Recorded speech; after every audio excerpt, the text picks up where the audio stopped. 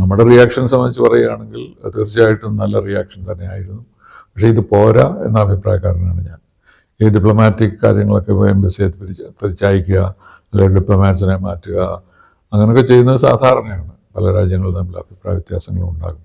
പക്ഷേ ഇന്ത്യയും പാകിസ്ഥാനും തമ്മിൽ അതിലും കൂടി കടന്ന ഒരു സ്ഥിതിയാണ് ഇപ്പോഴുള്ളത്. അപ്പോൾ ഇതുകൊണ്ടൊന്നും അവരുടെ പോളിസി അവർ മാറ്റുമെന്ന് തോന്നുന്നില്ല. നമുക്ക് കൂടുതൽ ശക്തമായ മിലിറ്ററി ആക്ഷൻ എടുക്കേണ്ടതായിട്ടുണ്ട്. അത് ഇന്ത്യ ചിന്തിച്ചുകൊണ്ടിരിക്കുകയായിരിക്കും എന്നുള്ളതിന് സംശയമൊന്നുമില്ല, എനിക്കില്ല. അപ്പോൾ അതുകൊണ്ട് അത് നമ്മൾ പ്രതീക്ഷിക്കേണ്ടതാണ്.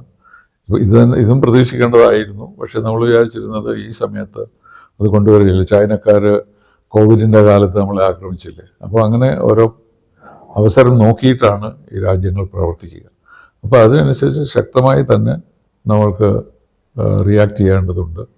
അതിൻ്റെ ആദ്യത്തെ പടിയായിട്ടാണ് ഈ 2-3 കാര്യങ്ങൾ ഇപ്പോൾ നിശ്ചയിച്ചിട്ടുള്ളത്.